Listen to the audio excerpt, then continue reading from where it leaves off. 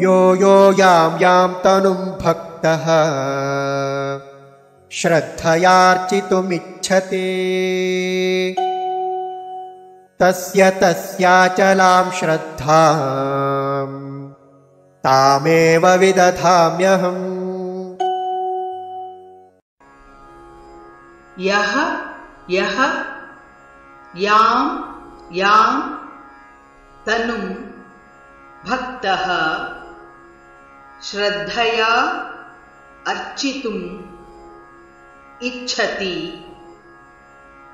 तस्य तस्य अचलां श्रद्धां ताम् एव विदधामि अहम्। यो यो यां यां तनुं भक्तः यो यो यां यां तनुं भक्तः श्रद्धयार्चितुमिच्छति श्रद्धयार्चितुमिच्छति तस्य तस्याचलां श्रद्धां तस्य तस्याचलां श्रद्धां तामेव विदधाम्यहम्। तामेव विदधाम्यहम्।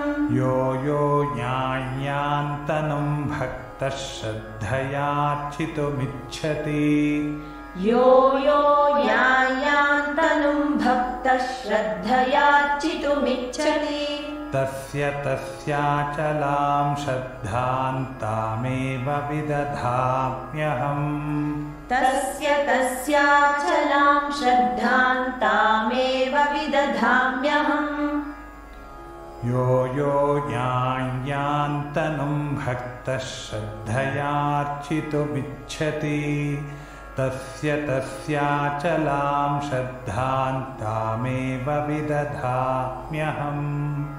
यो यो यां यां तनुं भक्तः श्रद्धयार्चितुमिच्छति तस्य तस्याचलां श्रद्धां तामेव विदधाम्यहम्।